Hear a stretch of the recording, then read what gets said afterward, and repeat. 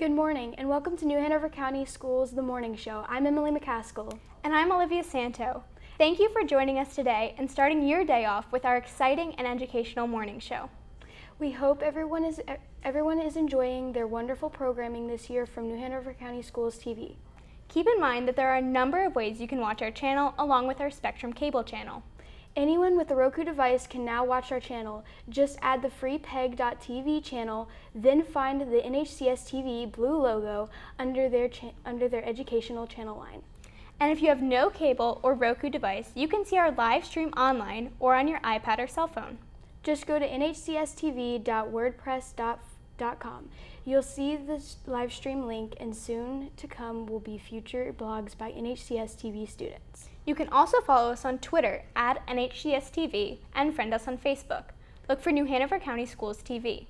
And we hope in the new year to adding our channel to Apple TV too. So keep in tuned here to stay posted on that. Now, many of you guys at home may not realize that North Carolina is a happening place, especially when it comes to family fun events. In just a few minutes, we are going to tell you about several great events coming up during the month of November. You'll find them all across the state, from the mountains to the beaches. We picked 6 great family fun events, and we'll highlight them in our segment NC. However, if you are looking even more to do something else, you can also find a complete list of North Carolina events at visitnc.com.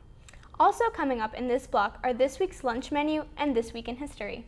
And we have plenty of more of our marvelous morning show to come. Here's an NC happenings to get us going.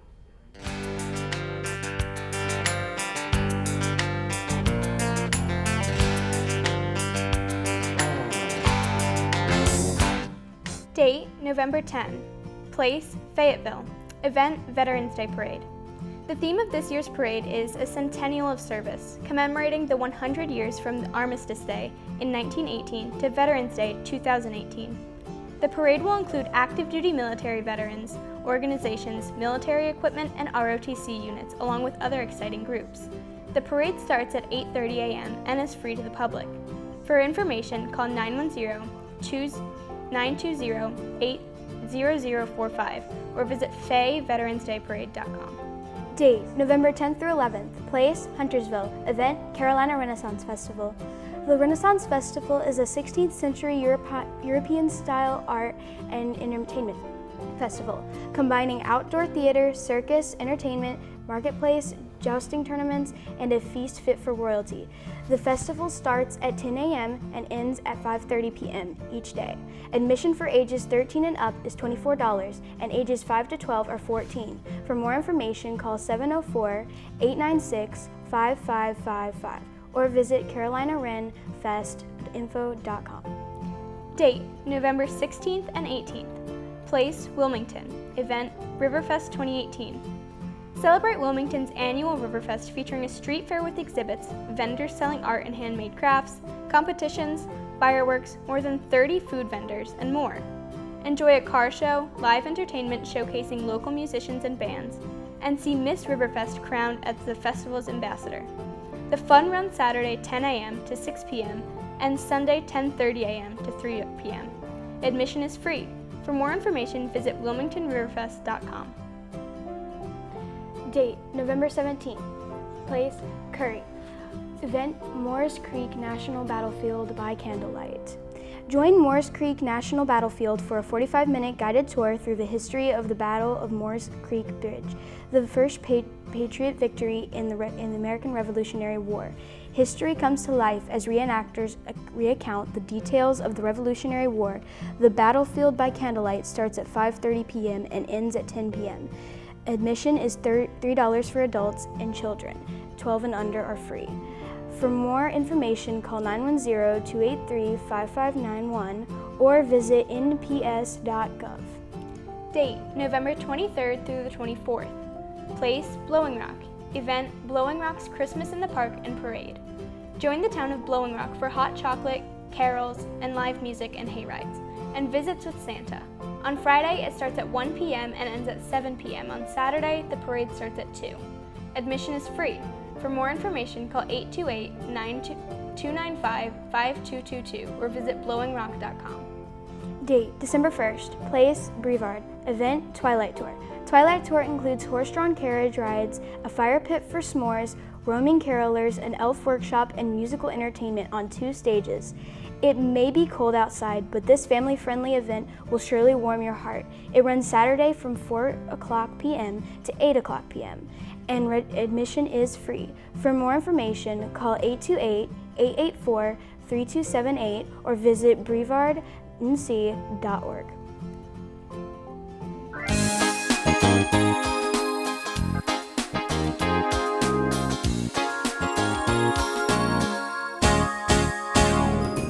Alright, here is this week's lunch menu. This is the menu for Monday, November 5th through Monday, November 12th. On Monday, November 5th, shake off the Monday morning blues at lunch with the best chicken nuggets around, served with rice and gravy, drool-inducing chicken fillet sandwich, or pork barbecue served with hush puppies, a dinner roll, and coleslaw. The fun continues as you add a delightful baked potato and diced peaches to your plate. Then, on November 6th, enjoy a meal at home. The schools will be closed for Election Day. On Wednesday, November 7th, your tummy will yell yummy as you order a succulent stuffed crust pizza, sure to please chicken egg rolls with fried rice or a chickadee chicken club sandwiches. Keep the good stuff coming as you pile on luscious broccoli or an Arctic frozen fruit cup. On Thursday, November 8th, have a fantastically good time at lunch and enjoy a scrumptious cheeseburger, thunderous tandoori chicken served with rice and an egg roll, or a stunning buffalo chicken pizza. Stay healthy by piling on great glazed carrots, crispy French fries, and mandarin oranges. Then, on Friday, November 9th, have a nice school-cooked meal of barkingly good corn dog nuggets, exquisite beefaroni served with a garlic knot, or a deluxe chicken sandwich to wrap up the meal. There is a steamy black-eyed peas, masterfully mixed fruit. Finally, on Monday, November 12th, enjoy lunch at home as you celebrate Veterans Day holiday. Be sure to spend a little time honoring those who have served our country. In addition to those items, milk, a garden salad, fresh fruit, French bread pizza, and a peanut butter and jelly combo will be available daily. So many delicious choices. Don't forget, you can also start your day off with a healthy and hearty breakfast at school.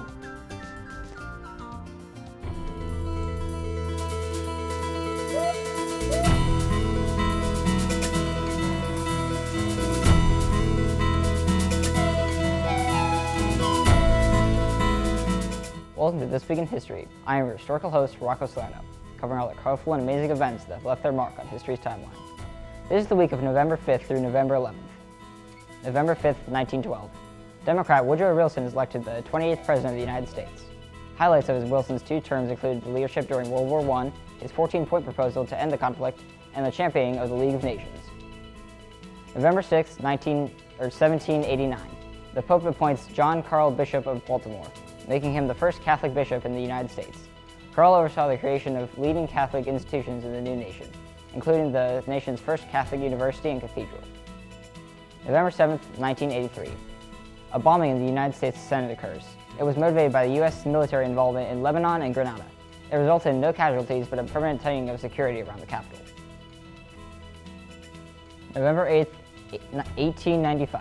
Physician Wilhelm Conrad Röntgen becomes the first person to observe X-rays, a significant scientific advancement that would ultimately benefit in a variety of fields by making the invisible visible. November 9th, 1872. A fire in Boston destroys hundreds of buildings and kills 14 people. In the aftermath, the city established an entirely new system of firefighting and prevention. The fire also led to the creation of Boston's financial district. Finally, your weekend history tidbits. November 10th, 1969. Sesame Street, a pioneering TV show that would teach generations of young children the alphabet and how to count, makes its broadcast debut. November 11th, 1918. At the 11th hour on the 11th day of the 11th month of 1918, the Great War ends. Unfortunately, the peace treaty that officially ended the conflict also paved the way towards World War II. That's This Week in History, your ultimate source for those key moments in time. I'm Rocco Solano. Thanks for stopping by.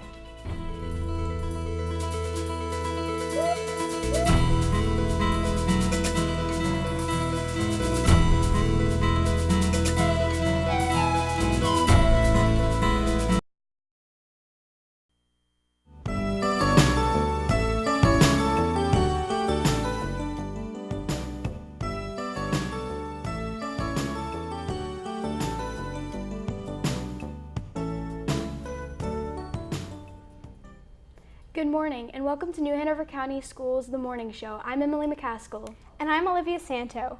Thank you for joining us today and starting your day off with our exciting and educational morning show. We hope everyone is enjoying their wonderful programming this year from New Hanover County Schools TV. Keep in mind that there are a number of ways you can watch our channel along with our Spectrum cable channel. Anyone with a Roku device can now watch our channel. Just add the free peg.tv channel, then find the NHCS TV blue logo under their educational channel line. And if you have no cable or Roku device, you can see our live stream online or on your iPad or cell phone. Just go to nhcstv.wordpress.com. You'll see the live stream link, and soon to come will be future blogs by NHCS TV students. You can also follow us on Twitter at NHCSTV and friend us on Facebook. Look for New Hanover County Schools TV. And we hope in the new year to adding our channel to Apple TV too. So keep in tuned here to stay posted on that. Now, many of you guys at home may not realize that North Carolina is a happening place, especially when it comes to family fun events. In just a few minutes, we are going to tell you about several great events coming up during the month of November. You'll find them all across the state, from the mountains to the beaches. We picked 6 great family fun events, and we'll highlight them in our segment NC. However, if you are looking even more to do something else, you can also find a complete list of North Carolina events at visitnc.com. Also coming up in this block are this week's lunch menu and This Week in History. And we have plenty of more of our marvelous morning show to come. Here's an NC happenings to get us going.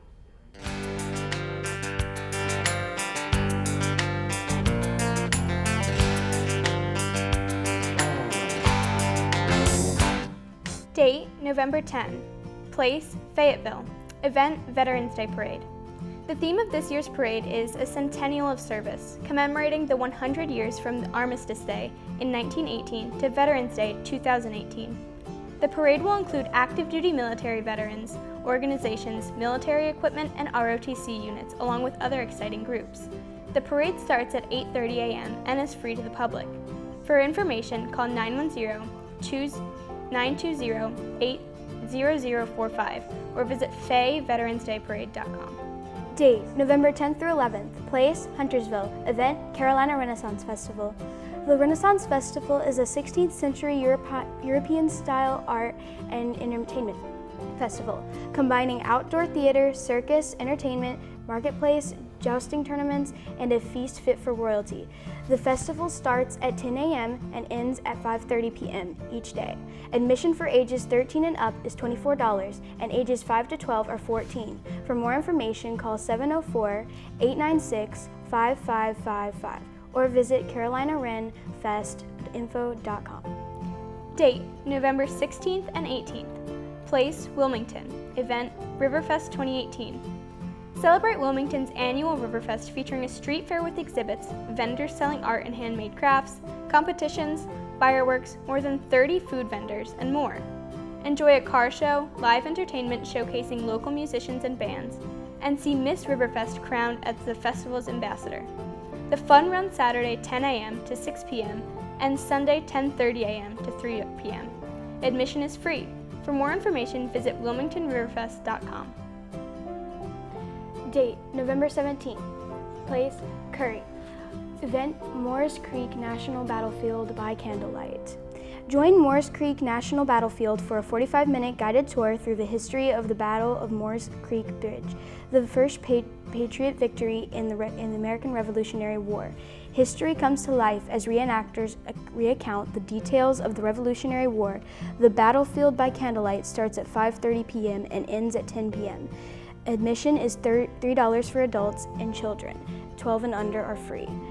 For more information, call 910-283-5591 or visit nps.gov. Date, November 23rd through the 24th. Place, Blowing Rock. Event, Blowing Rock's Christmas in the Park and Parade. Join the town of Blowing Rock for hot chocolate, carols, and live music and hay rides, and visits with Santa. On Friday, it starts at 1 p.m. and ends at 7 p.m. On Saturday, the parade starts at 2. Admission is free. For more information, call 828-295-5222 or visit blowingrock.com. Date, December 1st. Place, Brevard. Event, Twilight Tour. Twilight Tour includes horse-drawn carriage rides, a fire pit for s'mores, roaming carolers, an elf workshop, and musical entertainment on 2 stages. It may be cold outside, but this family-friendly event will surely warm your heart. It runs Saturday from 4:00 p.m. to 8:00 p.m. and admission is free. For more information, call 828-884-3278 or visit brevardnc.org.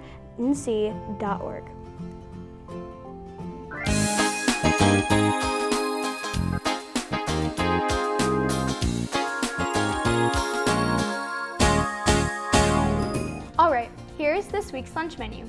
This is the menu for Monday, November 12th through Monday, November 19th. On Monday, November 12th, enjoy lunch at home as you celebrate Veterans Day holiday. Be sure to spend a little time honoring those who have served our country. Then, on November 13th, let the unique flavor of baked spaghetti with breadsticks satisfy your hungry stomach. Or if you'd prefer, pick a happening Chick-fil-A sandwich or an awesome hot dog served with chili. Don't leave the lunch line until you have heaped on wonderful roast potatoes, finger-licking lima beans, or mixed fruit.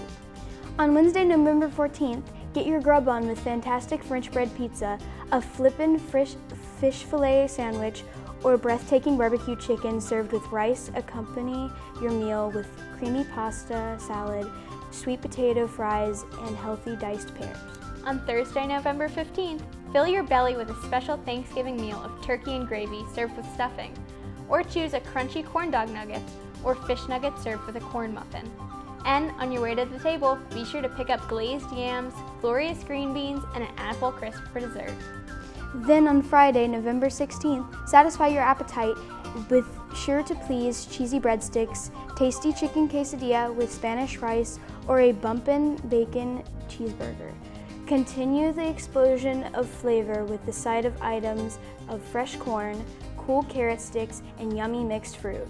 Finally, on Monday, November 19th, start the week on a high note with marvelous serving of chicken nuggets with a rock and roll, superb lasagna and a zesty garlic knot, or an exciting beef enchilada served with buttery rice. While you're contemplating the decision to go ahead and get the side items of perfect broccoli with cheese and diced peaches. In addition to those items, milk, a garden salad, fresh fruit, French banana pizza, or French bread pizza, and a peanut butter and jelly combo will be available daily. So many delicious choices. Don't forget, you can also start your day off with a healthy and hearty breakfast at school.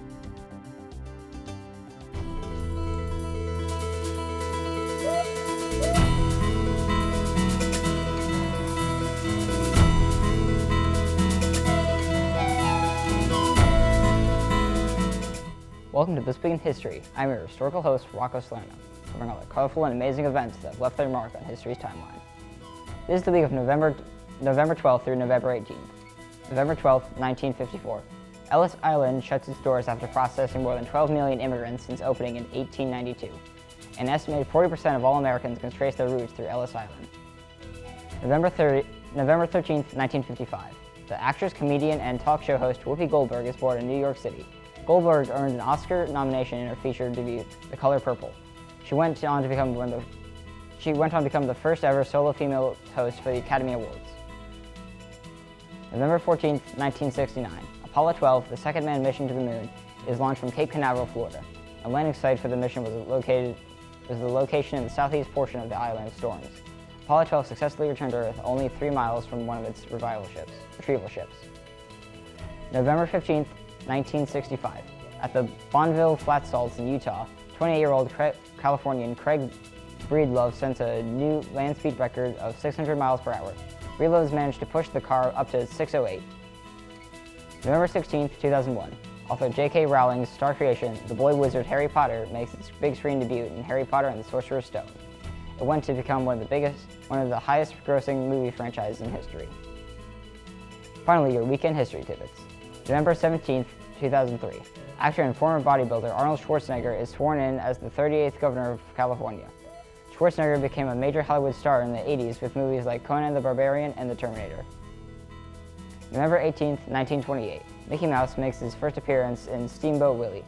Merchandise and fan clubs came soon after, making sure that the mischievous rodent was would earn a permanent place in pop culture. That's This Week in History, your ultimate source for those key moments in time. I'm Marco Salerno. Thanks for stopping by.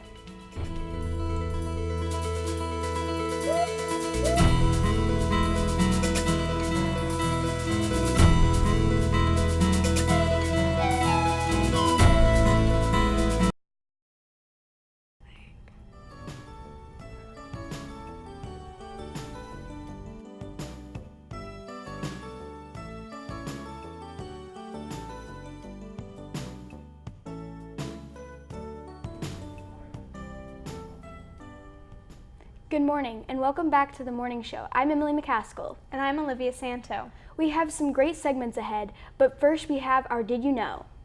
Did you know blue lobsters are real? About 1 in every 4 million lobster is born with a rare genetic defect that turns it blue. They turn blue because they produce more of a certain protein. The other lobsters don't. Lobsters are highly prized seafood and one of the most profitable commodities in the coastal areas they populate. Lobsters live on rocky, sandy, or muddy bottoms close to the shorelines. They are one of the largest types of crustaceans. Another unique fact about lobsters is that they continue to grow in size as they age. Some adult lobsters grow to enormous sizes of over 3 feet long. Finally, of the over 200 million lobsters caught in the Atlantic each year, only 50 to 100 of them will be blue. Well, now that you know about the blue lobster, let's take a look at what's coming up next in this fantastic segment of the morning show. NHCS TV has been producing a series of storm stories focused on the people in our school systems and how their lives were affected by Hurricane Florence. Today we feature the Riggs family. Mason Riggs is a student at Pine Valley, and his family lost nearly everything when a tree fell through their home during the storm. We will meet him and his family and hear about how their lives were changed and how the community around them is helping to lend a hand. We are also thrilled to have an episode of NHCS Spotlight. This segment introduces us to the people who work behind the scenes for New Hanover County Schools. We will meet them, get to know a little bit about their jobs and how they support our school system. In this episode, we will meet the lead payroll associate and find out all about her and her job. We also have a brand new segment from our friends at the National Science Foundation.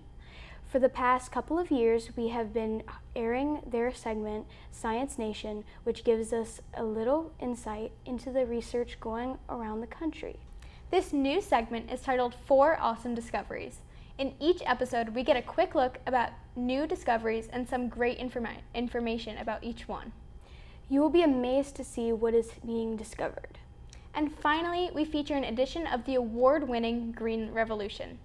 This was a popular segment that takes a look at different ways scientists are working to improve energy and use our environment. In this episode, we will explore how a smart grid will connect renewable energy resources to our existing power grid and help us share what power more efficiently.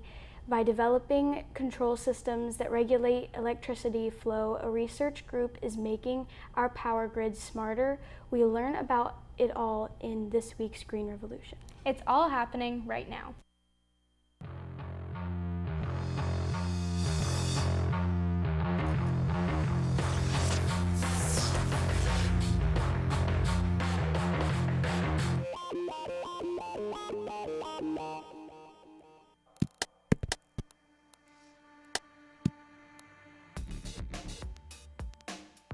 When people talk about green energy, they're usually talking about how we can turn things like this, or this, into this. But that's only part of the story. Now that we've got electricity, how do we get it from here to here?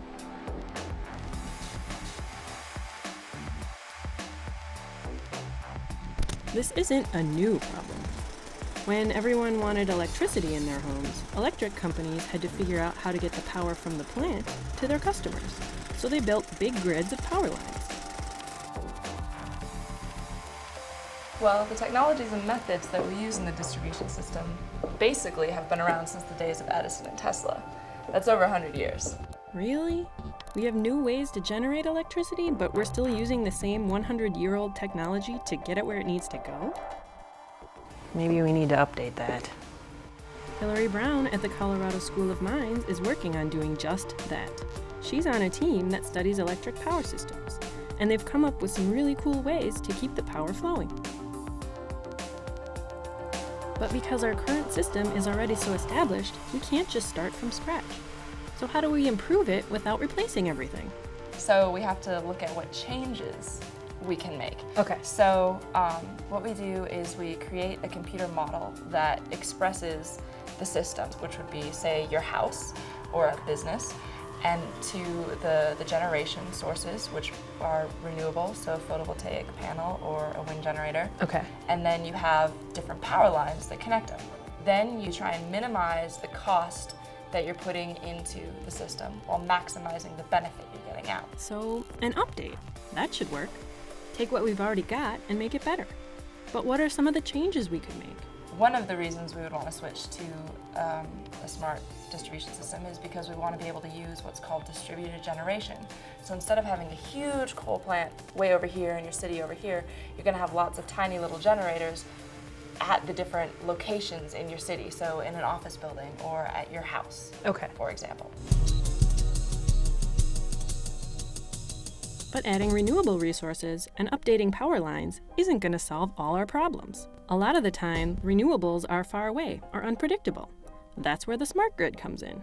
So, Sid, a lot of people have been talking about the smart grid lately. Why is it such a big deal, and how is it going to make our lives different? Well, the issue with renewable energy, largely solar and wind, is the variability in the input. Okay. So we need new devices, new technologies, new methodologies to achieve that, and that is the smart grid.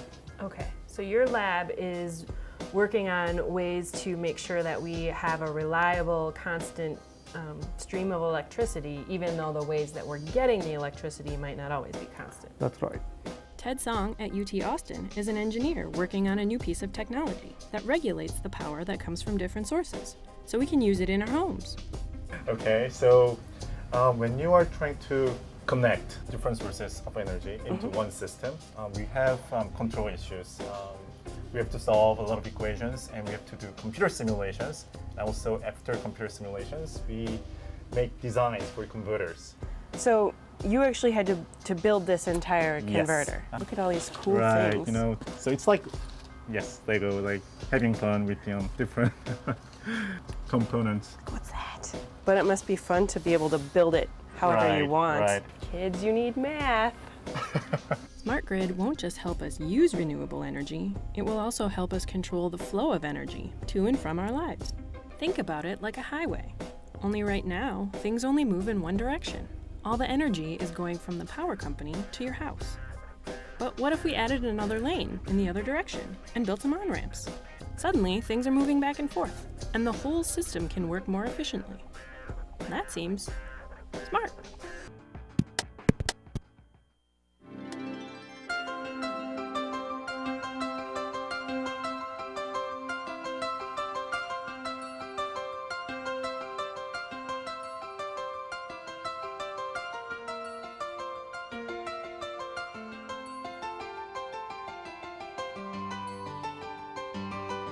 It was like a war zone, just total destruction on that complete side of the house.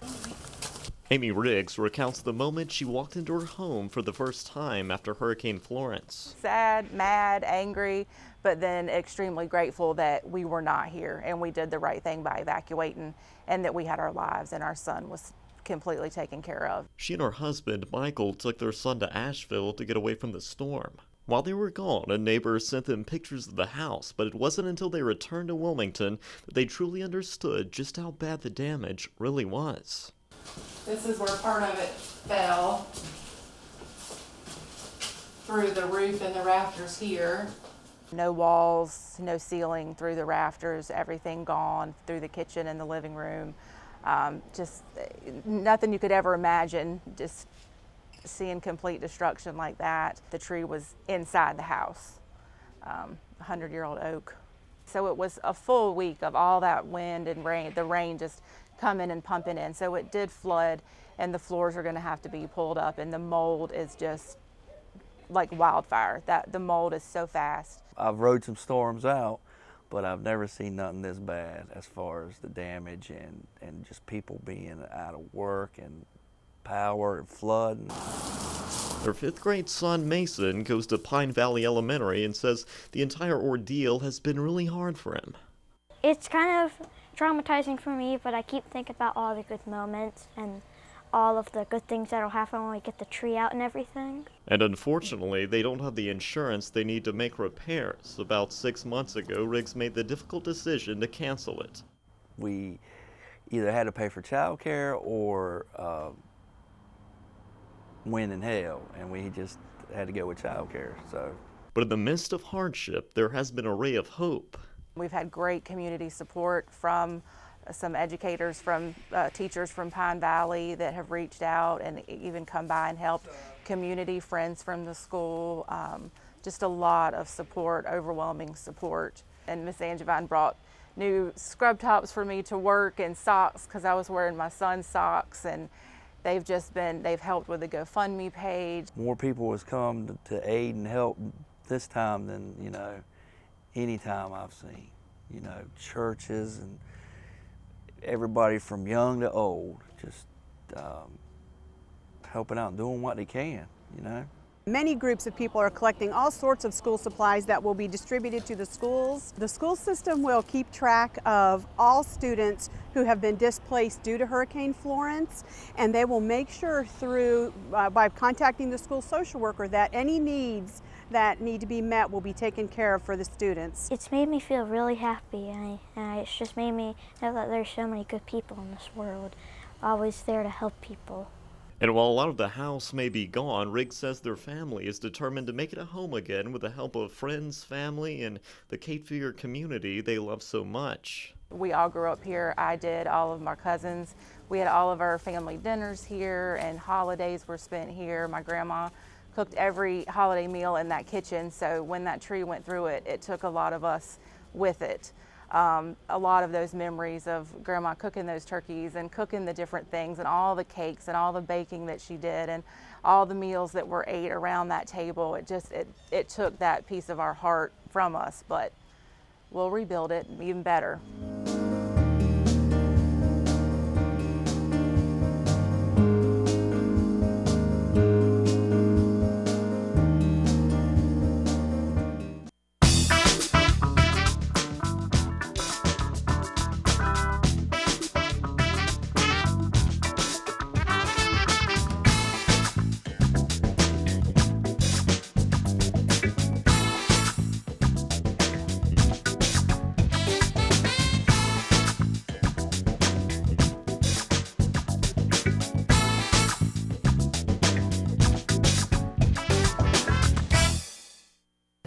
Here are 4 awesome discoveries you probably didn't hear about this week.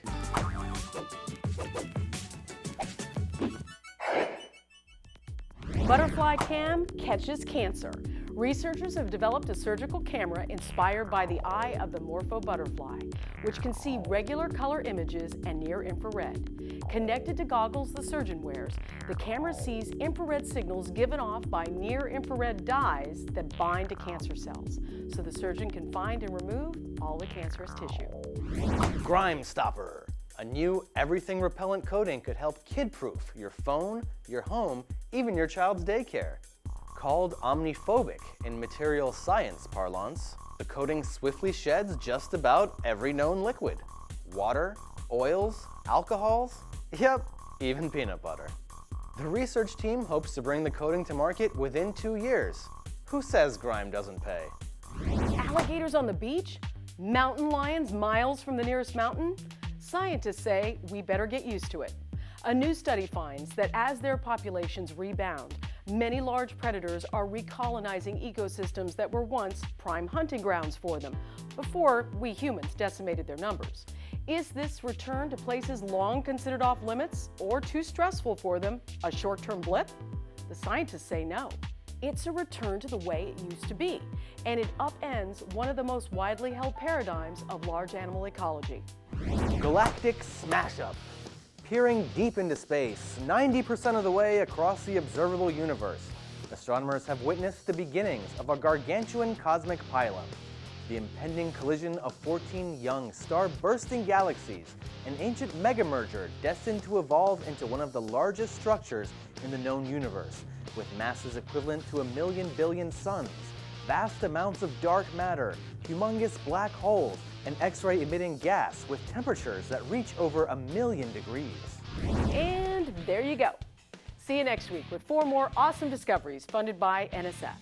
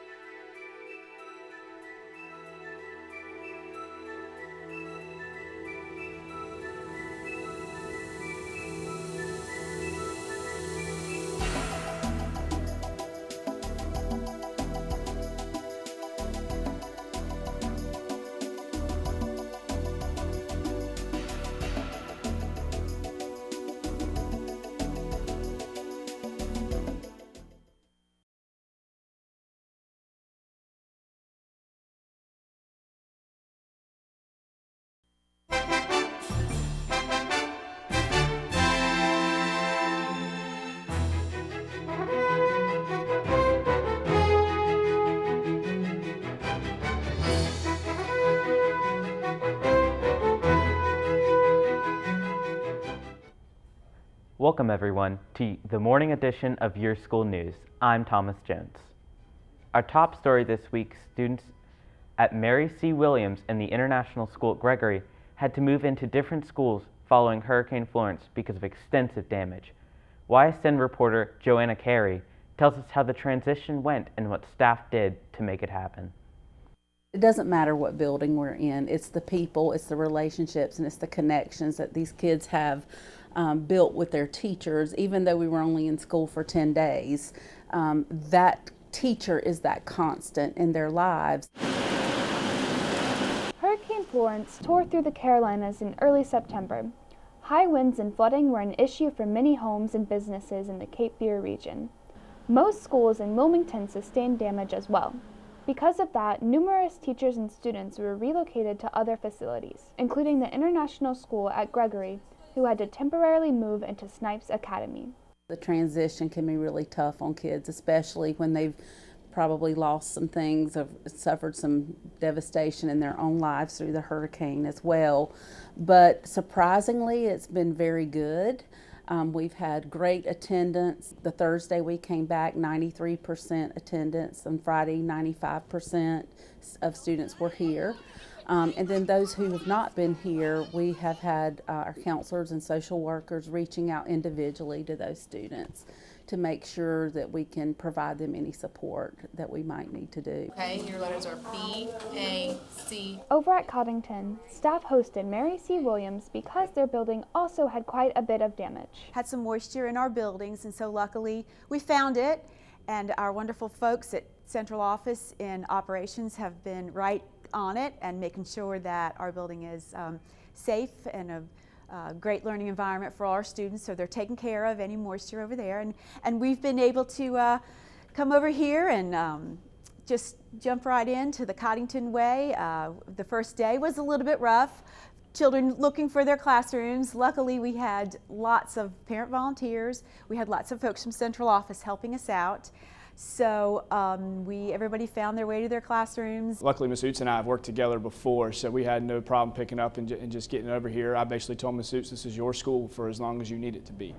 So I'll do whatever I can do to help you. So she came over, we looked at rooms, we made sure we put similar age kids in similar age classrooms. So if they were third grade at Mary C. Williams, we put them in a third grade classroom here. Students at both schools say the teachers have made them feel welcome. Ms. Oots is really thoughtful and nice. They've been making signs, and they always say hi to us, and they, like this sign right here, and they, like in the mornings, they do the same thing for the announcements, and it's basically just like Gregory. All the posters have been really welcoming, and this is a nice school, and it makes me feel really welcome.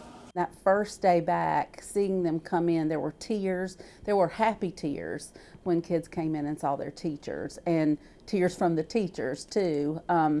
that is very powerful, and it just shows us that, you know, while we're so grateful for Snipes for having us, that it's really about the people in the building that make the difference. For Your School News, I'm Johanna Carey. Troopers across the state are taking measures to reduce the illegal passing of school buses and other school-related traffic violations this week as part of their annual campaign. As part of Operation Stop Arm, North Carolina State Highway Patrol troopers are riding on school buses and using unmarked vehicles to monitor bus routes to and from school. The campaign also includes an increase in educational programs and enforcement in and around school zones. As another effort to raise public awareness, the Highway Patrol partnered with the University of North Carolina at Chapel Hill and Duke University to produce a public service announcement on school bus safety.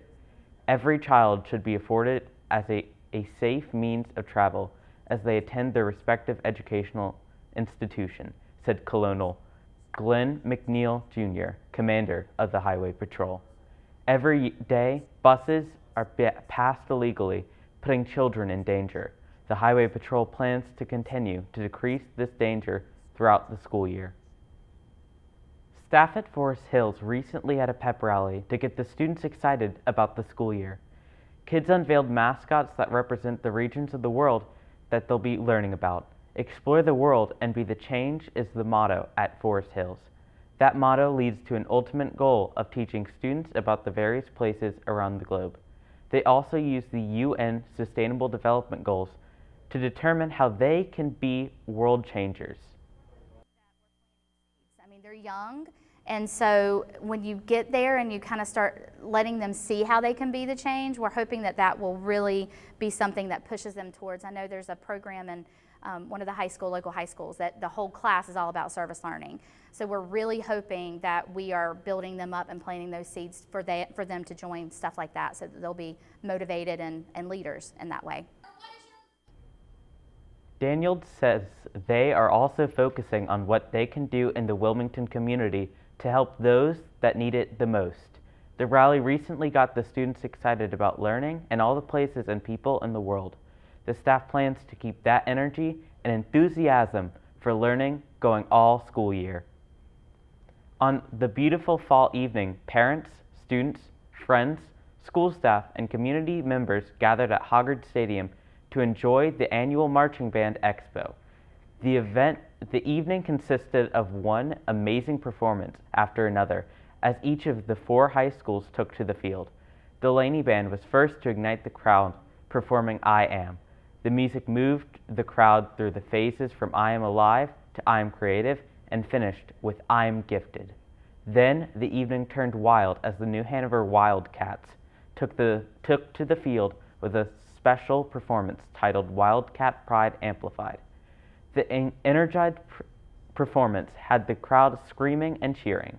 Hoggard took us to the world of steampunk with elaborate outfits and unique music. Their booming sound and performance took the audience on a fantastic voyage of an alternate timeline. The tone changed when Ashley took to the field and brought the crowd to the here and now with ILM Strong. Their performance was a response to Hurricane Florence and all those affected in our area. And as if all that music wasn't enough, along with the 4 spectacular high school performances, the middle school bands were also on hand to keep the crowd entertained during transitions.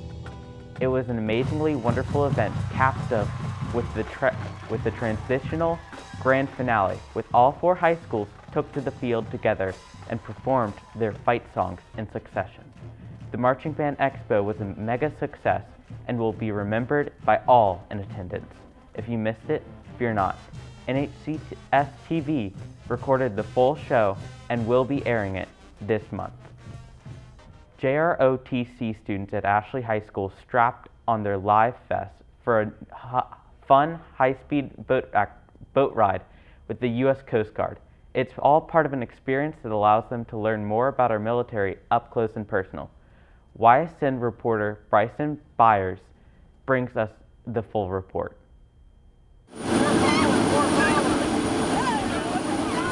Retired Chief Petty Officer Thomas Frost spent more than 2 decades in the U.S. Navy. Sounds good. Would you like to talk to the group as a whole? Now, he's leading Ashley High School's JROTC program. The cadets recently got out of the classroom and toured the U.S. Coast Guard station at Wrightsville Beach. The importance of this is to broaden their horizon, to see what life is like out beyond the doors of their house, beyond the doors of high school, and to let them know that there are a lot of things out there that they've never experienced, and kind of get them outside that box so they have a few more colors in their toolbox to paint the picture for them in the future. And getting an opportunity to go out and actually gain their sea legs a little bit and earn a sea service ribbon for participating in this event. We took some of them, put them inside the station, let them know what we do in there, kind of give them a view of what it's like to stay here overnight, some of the jobs that we have that entail us standing watch and different things like that inside. And then we bring them out here for all the fun stuff where the boats are at. Basically just putting them on there, explaining what we do, showing them the boats and the different gadgets, the engine room and all that. And then a little cherry on top, we like to take them underway and give them a little quick ride out there so that way they can kind of experience and have some fun. And for most of the cadets, it's that boat ride that's the biggest highlight. It's all really cool, like the experience of everything, just like the boat, walking on that was cool. I enjoyed seeing everything that's inside. I learned that the Coast Guard actually does more than just sailing the sea and going over to other countries.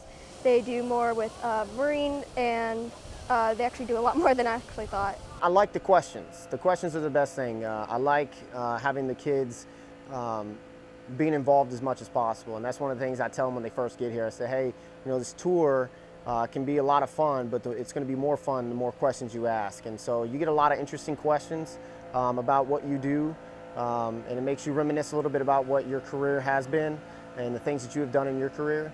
And just be able to share that knowledge with those kids and just have some fun with them is probably the best part about it. For Your School News, I'm Bryson Byers.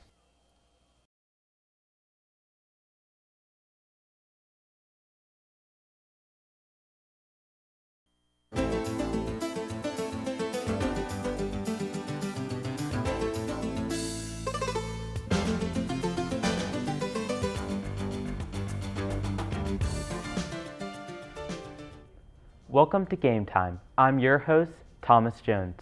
Today's edition of Game Time is galactic. That's right, galactic. We'll explore the cosmos and traverse the solar system.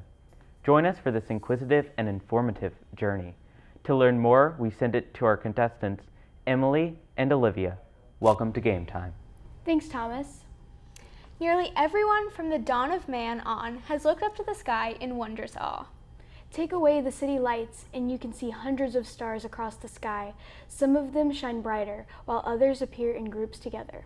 The grouping of stars into constellations has been traced back to as early as 1300 BC. Many of the earliest constellations were labeled by the Greeks as they defined the zodiac, and they named up to an additional 20 after that. Today, there are currently 88 constellations recognized by the International Astronomical Union. This morning, we have a special on some of the most popular Northern Hemisphere constellations, including their story and how to find them. Let your inner astronomer run wild and enjoy.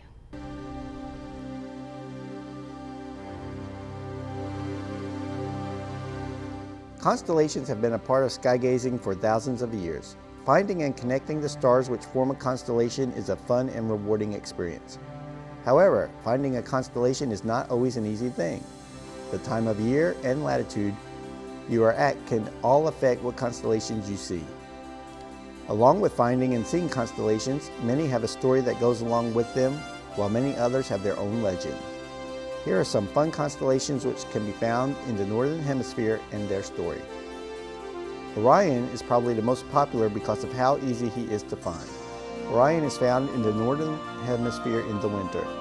He is most easily identifiable by 3 stars which go across his midsection called Orion's Belt. Orion is also known as Orion the Hunter. It was first identified in early Mesopotamia around the time of Babylon. In Greek legend, Orion is the son of Poseidon. Orion also has a relation to a few other constellations, one of which is the constellation Scorpius. The legend says that Scorpius was sent to kill Orion after he annoyed one of the gods. It is, however, argued over which god Orion angered. When Scorpius rises in the east, Orion sets, which some believe symbolizes Scorpius' victory over Orion. Arguably, the most famous constellation is the Little Dipper.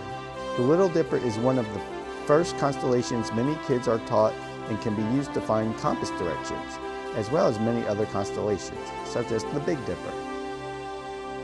The Little Dipper is just part of a larger constellation called Ursa Minor. The Little Dipper once was part of Draco the Dragon's Wing, but was eventually moved to Ursa Minor to help Greek sailors navigate easier. The Little Dipper can most easily be identified by the North Star, which is the last star nearest the edge of its handle. Perseus is one of the lesser-known constellations but can still be found in the northern hemisphere during autumn. He is easiest to find around midnight. Legend states that Perseus was the son of Zeus and a great warrior. However, he was also the person who fulfilled many prophecies, and some of those prophecies talked about the death of kings. When Perseus was a child, he and his mother were cast out to sea but were saved by fishermen. Perseus grew to be a great warrior and is forever immortalized in the sky next to his wife Andromeda. He slayed famous monsters such as Medusa the Gorgon. Virgo is another well-known northern hemisphere constellation. However, Virgo's legend is a bit more complicated. Researchers aren't completely sure which goddess Virgo identifies with. Some believe she is Persephone, the daughter of the goddess of harvest who was taken to the underworld. Others believe she is the goddess of justice, and a nearby constellation is the Scales of Justice. Virgo can most easily be identified by following the curve of the handle of the Big Dipper. Capricornus is a very famous constellation which is also known as the Sea Goat. He is most closely related with Pan, the god of the countryside. Capricornus is most commonly depicted as having a torso of a fish and the lower body of a goat. He is meant to represent the god Pan while in the middle of a transformation from goat to fish. The constellation is found in the early evening in the fall and close to the southern horizon. The Hydra is a well-known monster in Greek mythology, but less well-known as a constellation. The Hydra was a massive multi-headed snake who, if one of his heads was chopped off, would grow two more to replace it. The Hydra was eventually defeated by Hercules. The Hydra can be hard to miss in the night sky as it is both the largest and longest constellation. Since it is so big, Hydra takes 6 hours to fully rise above the horizon. Look for Hydra's zigzag lines of 17 stars raising up into the sky.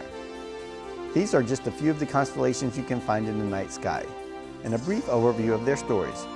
Use these constellations as a start to your sky gazing, and soon you'll find there's so much more to discover.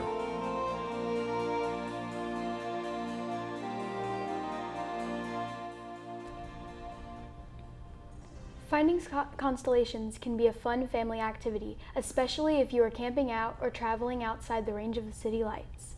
There are many different sky guides you can use, from apps to books to printable maps. Don't forget to search for planets and other viewable objects in space as you find the constellations. Okay, it's time now for our thrilling morning show game. I hear today we are exploring the solar system. That sounds exciting. I've always wanted to be an astronomer. It is exciting. Let's send it back over to Thomas to learn all the details. Thank you. Today we have a morning show trivia challenge. I will ask a solar system related trivia question. If you think you know the answer, you must buzz. The first person to buzz gets to answer. If you blurt out an answer without buzzing or winning the buzz, it will not count. Also, if you buzz before I finish asking a question, you have to answer it then. I will not read the rest. If you guess wrong, the other person gets a chance to answer. Finally, if you are both stumped on one, I will give the answer and we will move on. There are 21 questions. All right, time for our first question. What planet is famous for its big red spot on it? Jupiter. Correct.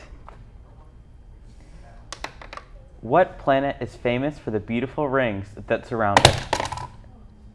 Saturn. Correct.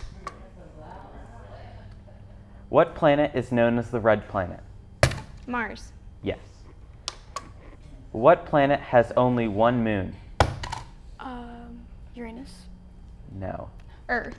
Yes. What galaxy is the solar system in? Milky Way. Correct. Which planet is closest to the sun?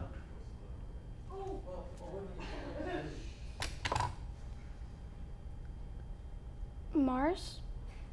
No? Are you guys stumped? Yes, I am.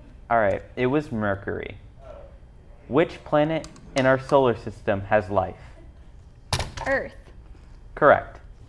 What is the 7th planet from the sun?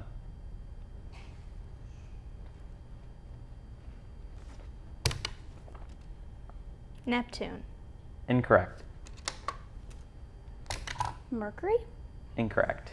It was Uranus. What is the name of the second biggest planet in our solar system? Saturn. Correct. What is the hottest planet in our solar system? The sun. Incorrect. Mercury. Incorrect. Venus. Which planet rotates on its side? Jupiter. Incorrect. Are you guys stumped? Repeat the question. Which planet rotates on its side? Neptune? Incorrect. Uranus.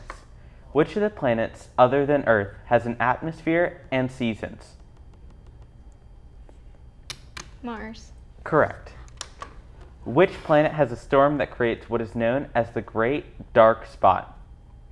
Jupiter. Incorrect. Mars. Incorrect. It was Neptune. How many planets are made of gas? 2. Incorrect. 3. Incorrect. It was 4. Which planet has the greatest number of known moons in the solar system? Jupiter. Correct. The brightest object in the sky is the sun. Next comes the moon. The third brightest object is a planet. Name that planet. Mars. Incorrect. Venus. Correct. Which planet rotates the fastest?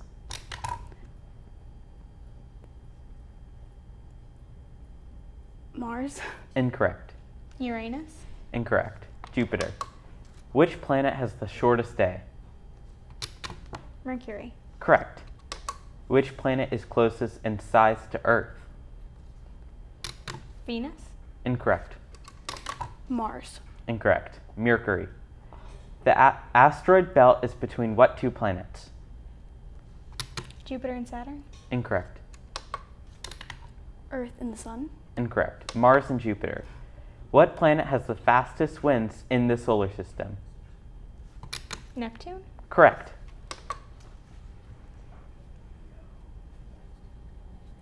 All right, that's all the questions, and our morning show solar system trivia challenge winner is Olivia. Congratulations. Yay. Well, that was fun. Good game, Olivia. Yeah, I enjoyed it too. Good game to you too. Well, that does it for this edition of the morning show. Please friend us on Facebook. Just search for the New Hanover County Schools TV page. And follow us on Twitter for all the latest and most up-to-date announcements at NHCS TV.